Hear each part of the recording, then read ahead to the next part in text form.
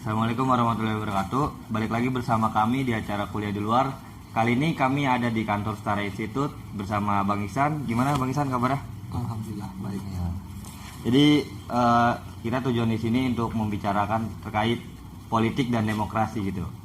Sebelumnya kita mau tahu dulu nih, Setara itu apa sih Bang? Latar belakang dan tujuannya dibentuknya Setara itu Bang? Pertama, Setara itu NGO yang berbasis di Jakarta. Itu pasti dulu yang pertama. Yang kedua, latar belakang singkat Setara itu sebenarnya lembaga ini itu didedikasikan untuk mencapai sebuah cita-cita yang mulia. Itu cita-cita di mana setiap manusia, setiap warga negara itu diperlakukan setara. Tidak ada diskriminasi berbasis sara. Basis Setara itu adalah penghormatan terhadap keberagaman, terhadap HAM, hak asasi manusia, dan konstitusi. Karena bahkan dasar dari cita-cita ini kan itu berupa HAM dan konstitusi. Karena undang-undang dasar kita pun juga sudah mengatur bahwa setiap warga negara itu diberlakukan sama tanpa diskriminasi dan sebagainya. Nah, Setara hadir di situ. Dalam konteks itu Setara hadir. Oke.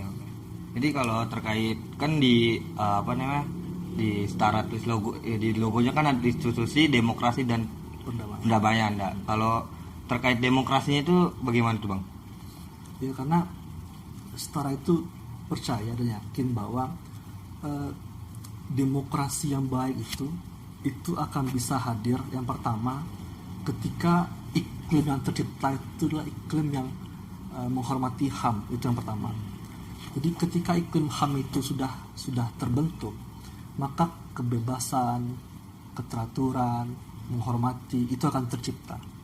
Karena ketika demokrasi itu tidak menghormati HAM segala macamnya, maka mustahil akan tercapai masyarakat di mana pemerintah itu dari, untuk, dan oleh rakyat. Itu nggak akan tercipta. Maka Setara hadir untuk mencoba terus untuk mencapai tujuannya tadi itu, di mana masyarakat itu setara, menghormati HAM dan tanpa diskriminasi. Oke, pertanyaan selanjutnya nih Bang, kontribusi Setara sih untuk masyarakat itu bentuknya seperti apa dan bagaimana tuh Bang? Kalau kontribusi Setara itu yang pertama dulu itu Setara sering melakukan advokasi baik ke lapangan maupun riset. Nah, kalau riset itu rekan-rekan juga bisa melihat di web Setara, apakah di web ataupun di beberapa produk yang dihasilkan Setara. Jika ini ada lemari, ini contoh produk-produk Setara yang dihasilkan oleh Setara, produk riset segala macam itu bisa diakses. Jadi yang pertama itu adalah Setara berusaha memperkaya wawasan publik melalui hasil-hasil penelitian yang kredibel. Jadi basic itu adalah riset. Nah, baru kemudian contoh lainnya misalnya turun ke lapangan dan segala macam terhadap isu-isu yang berkaitan dengan demokrasi dan HAM. Nah, berkaitan dengan riset itu ada beberapa kategori. Misalnya riset yang membahas mengenai rule of law, yang membahas mengenai keberagaman, yang membahas mengenai human security atau keamanan manusia, yang membahas mengenai kelompok minoritas yang keberagaman tadi, dan misalnya juga yang membahas tentang freedom religious ataupun counter-violent extremism. Itu bisa diakses semuanya di web Setara itu. Dan juga produk-produk yang berupa buku yang dibukukan itu juga bisa diakses. Berarti fokusnya ke riset dan advokasi terhadap masyarakat itu Bang ya. Oke, berarti contoh produknya kan salah satunya di sini ada buku. Selain buku ada lagi Bang? Selain buku ya produk-produk dokumentasi, misalnya modul ataupun bisa kertas kerja ataupun yang banyak produknya gitu. Buku itu salah satu bentuknya gitu, yang mudah diakses karena ada yang dipublikasikan kepada masyarakat luas, yang kepada media ataupun langsung kepada kementerian lembaga terkait. Jadi langsung dikasih kepada mereka gitu. Karena itu untuk bagian dari partisipasi kita juga sebagai masyarakat sipil gitu. Buat pertanyaan selanjutnya nih Bang terkait demokrasi ini. Oke. Terkait fundamental demokrasi kan dikatakan oleh Abraham Lincoln bahwasanya pemerintah itu dari rakyat, oleh rakyat dan untuk rakyat nih. Kalau di Indonesia sendiri gitu bang, dilihat dari kenyataan yang ada, apakah sesuai dengan perkataan Abraham Lincoln tersebut gitu bang? Ini bacaan saya sejak SMA nih. Waduh. Dari untuk oleh rakyat tentang demokrasi. Sebenarnya itu term yang sederhana sekali. Tapi ternyata ketika kita mendekat, kita lebih dekat ke politik praktis itu, maka kita akan melihat susah juga rupanya. Tapi jelas poinnya adalah kita berusaha bagaimana itu kan adalah sebuah goals yang bagus dari untuk oleh rakyat. Tapi kita berusaha bagaimana demokrasi itu tidak bersifat prosedural. Jadi ya prosedur aja. Misalnya demokrasi itu seperti apa? Ini. Tapi pada pelaksanaan itu berbeda. Jadi demokrasi itu jangan sampai hanya di atas kertas, tapi juga masuk kepada tataran pelaksanaannya. Nah kita berusaha seperti itu. Karena goals dari Abraham Lincoln itulah di atas. Nah kita berusaha mencapai itu tuh. Nah dalam ujiannya itu adalah terkadang pada titik tertentu demokrasi itu berpotensi hanya di atas kertas. Apalagi kita ketika berbenturan dengan kepentingan politik, katakanlah partai politik ataupun kelompok tertentu, maka itu akan bertabrakan sehingga ada yang bagian dari dan oleh rakyat itu akan tersandra. Jadi dari dan oleh kelompok tertentu itu bisa terjadi. Tapi poinnya adalah jangan sampai demokrasi itu bersifat prosedural. Tapi kita berusaha menjaga demokrasi itu seperti yang dikatakan oleh Lincoln tadi. Jadi kalau di Indonesia sendiri jadi kayak gimana tuh? Kalau kawan-kawan lihat dinamika belakangan ini, itu akan tercermin bahwa dari untuk oleh rakyat itu belum. Belum. Ya meskipun itu hal yang wajar ya, karena kan demokrasi itu kan kalau nggak salah Pak Hari Hamid bilang demokrasi itu ibarat sebuah rel kereta. Jadi memang ribut, memang berisik gitu, nah, itu wajar gitu. Karena di sana ada kebebasan berpendapat kan. Tapi mereka itu terarah, ada relnya gitu. Nah jadi kondisi hari ini itu sedang ribut, tapi arahnya belum terlihat. Misalnya soal KPK. Nah, soal KPK kemarin itu kan masih kita belum melihat ada kepentingan rakyat di situ, ada kepentingan publik di situ. Kita belum melihat arahnya ke sana. Tapi kita masih melihat tengah terjadi dalam tanda petik pertarungan kepentingan politik di sana. Sehingga masih belum jelas. Berarti kalau dilihat dari situ berarti ada peran elit dan politik terkait keberlangsungan sistem demokrasi ini. Sangat mempengaruhi. Kayak gimana tuh bentuknya bang?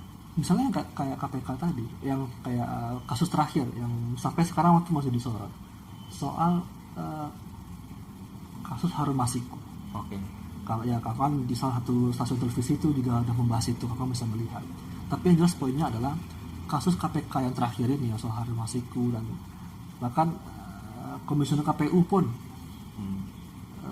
tersangkut kasus korupsi seperti itu. Jadi kepentingan politik publik itu tengah tersandra oleh kepentingan politik ya katakanlah kelompok tertentu. Jadi sehingga membuat demokrasi kita masih belum sehat. Terus waktu itu pernah viral gitu, salah satu media Tempo dalam Twitternya bilang bahwasannya buzzer adalah salah satu perusak sendi-sendi demokrasi. Nah, menurut Bang Iksan terkait buzzer itu sendiri gimana Bang? Kalau buzzer itu yang repotnya begini, buzzer itu menjadi bumper. Misal calon nih, calon nih. Nah, buzzer itu ada di depan calon itu untuk memastikan calon mereka itu aman. Nah itu kan buzzer tadi apa pertanyaannya? Buzzer sebagai pusat demokrasi. Sendi-sendi demokrasi. Nah itu kondisi seperti itu.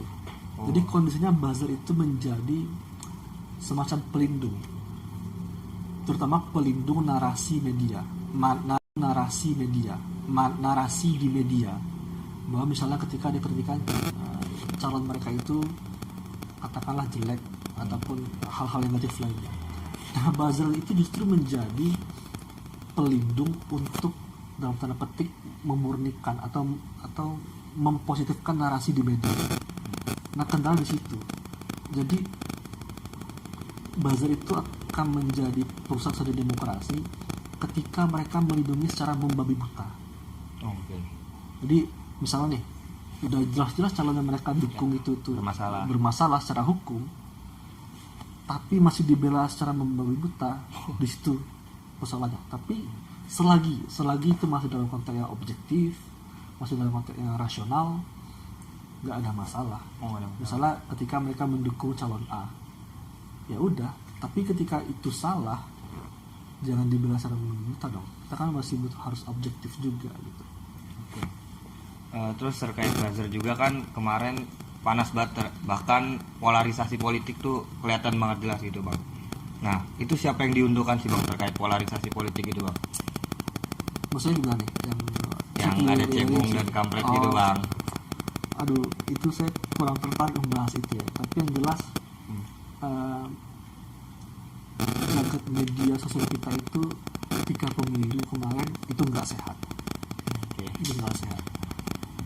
Bukti nggak sehatnya tadi itu tersebutlah dua terminologi kelompok A kelompok B. Itu bukti itu kurang sehat. Jadi seharusnya media sosial ini menjadi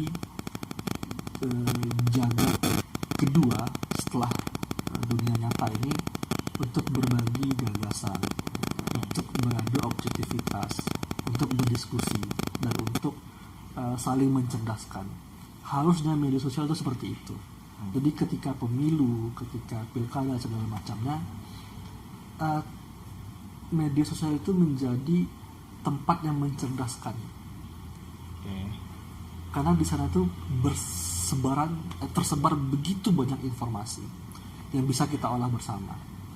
Tapi menjadi tidak sehat ketika media itu dikuasainya secara terpola, kelompok A, kelompok B. Sehingga narasinya itu cuma dua, kalau nggak pro A atau pro B. Kalau orang yang katakanlah mereka ini sebenarnya bukan bagian dari kelompok ini, tapi ketika mereka itu menarasikan tendensius kepada satu kelompok, maka mereka langsung dicap kelompok itu. Jadi orang menjadi menjadi malas untuk terlibat di situ karena mereka bukan dari bagian dari kelompok tertentu, tapi mereka secara objektif mengkritik salah satu, mereka langsung dicap bagian dari itu. Jadi nggak sehat, lagi tidak mencerdaskan ketika itu ya. Gimana tanggapan abang terkait oligarki di negeri ini dan apalagi banyak di kekuasaan sekarang gitu bang? Yang pasti fenomena oligarki ini misalnya gubernurnya ayahnya, kemudian kepala-kepala dinas di daerah itu sanak saudaranya, atau orang tuanya di legislatif pusat, kemudian anak-anaknya atau sanak pemilihnya di kepala daerah itu jelas menjadi salah satu fenomena yang potensial sekali merusak demokrasi. Karena prinsip utama demokrasi itu kan right man in the right place. Jadi orang yang tepat, orang yang benar di posisi yang tepat gitu. Nah, sementara oligarki itu secara umum menabrak itu. Karena tepat nggak tepat orang itu, tapi ketika mereka itu ada hubungan dengan katakanlah kekuasaan, mereka ditempatkan. Jadi oligarki itu menabrak prinsip utama demokrasi dalam konteks pemerintahan. Itu yang pertama. Dan yang kedua juga merusak demokrasi karena prinsip demokrasi juga adalah setiap orang itu mempunyai kesempatan yang sama di depan hukum, termasuk di jajaran pemerintahan. Nah, oligarki juga menabrak itu karena dia menghimpit hak-hak orang lain itu dengan memasukkan anggota keluarganya. Oh iya. Lagi-lagi menabrak. Dan yang ketiga adalah kepentingan politiknya itu berpotensi menjadi kepentingan politik kelompok tertentu, karena dia berusaha mengamankan posisinya kah, keuntungan baik finansial segala macam, kalau itu berusaha mereka amankan. Jadi banyak sekali implikasi-implikasi dari oligarki ini yang secara umum dapat merusak tatanan demokrasi kita. Jadi dampak dari itu semua tuh apa tuh Bang di negara ini? Ya lihat aja kalau misalnya ada korupsi, kasus korupsi di daerah A, ketika yang korupsi itu adalah katakanlah yang memiliki jabatan paling tinggi, itu berpotensi besar sampai ke bawah itu mengakar. Paling tidak proses pemilihannya itu udah kolusi, nepotisme. Oh, iya. Itu udah pasti. Oke. Jadi untuk kedepannya sistem demokrasi dan perpolitikan Indonesia ini akan seperti apa sih Bang? Dilihat dari pembahasan yang barusan kita tadi. Sebagai masyarakat sipil, kita tentu tidak boleh pesimis untuk melihat kondisi demokrasi kita saat ini. Kita harus terus berusaha untuk memperbaiki dan memastikan demokrasi ini berada di rule-nya. Nah, segala macam persoalan-persoalan yang katakanlah berpotensi mengikis demokrasi, itu kita harus dan wajib untuk terlibat untuk membersihkannya, untuk menyelesaikannya, atau untuk memperbaikinya, termasuk mahasiswa di situ. Karena mahasiswa LSM atau masyarakat sipil itu merupakan dua kekuatan politik yang dapat mempengaruhi kebijakan. Jadi ketika kita sudah menjadi kekuatan politik, maka kita secara tidak langsung itu berkewajiban untuk terjun langsung ke dunia politik. Nggak harus politik praktis ya, tapi ke dunia politik. Jadi kita menjadi semacam penyeimbang pemerintah, agar pemerintah itu tidak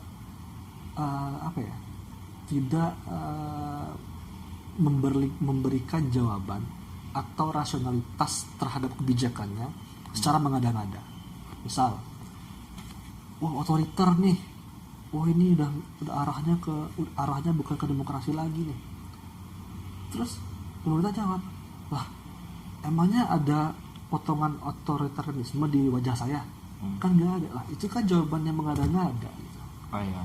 Jadi kita perlu menjadi pengawas pemerintah agar semua rasionalitas publik itu tetap terjaga dan pemerintah tidak bisa dalam tanda petik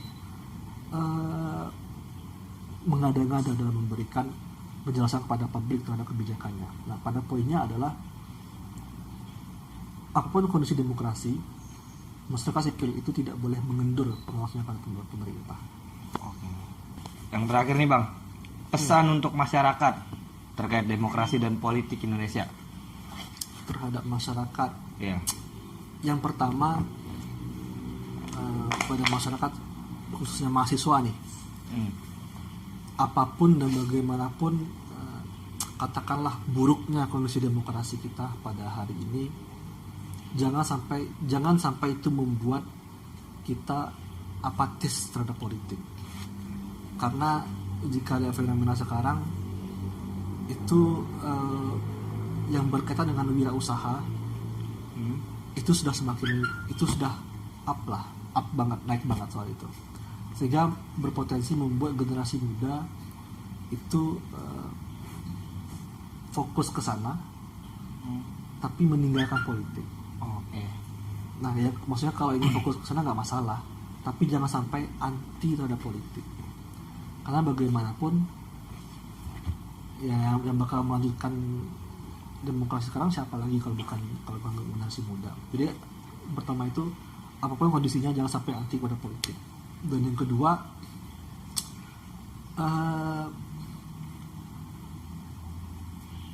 literasi publik ataupun literasi kita secara umum itu harus terus di-update dan di-upgrade. Karena kalau kita tidak melakukan itu di kondisi politik hari ini, maka paparan-paparan hoax Iya. berita hoax, apalagi kalau bukan generasi muda. Jadi pertama itu apapun kondisinya jangan sampai anti pada politik. Dan yang kedua,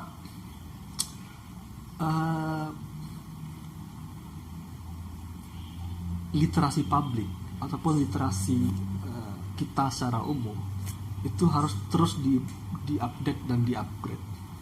Karena kalau kita tidak melakukan itu di kondisi politik hari ini, maka paparan-paparan hoax, berita hoax sebagai berkaitan dengan politik itu makin menjamur. Jadi kita pun harus memiliki pertahanan diri pribadi. Caranya gimana? Ya memperkaya literasi, diskusi dan segala macam. Jadi saya pikir dua itu yang urgent sekarang untuk kita ajak masyarakat, terutama mahasiswa secara umum gitu. Oke, jadi cukup segitu aja. Terima kasih Bang Ihsan Oke, sama-sama. atas waktunya. Sama-sama. Ya, hari ini kita tutup acara hari ini di acara kuliah di luar. Wassalamualaikum warahmatullahi wabarakatuh. Waalaikumsalam warahmatullahi wabarakatuh.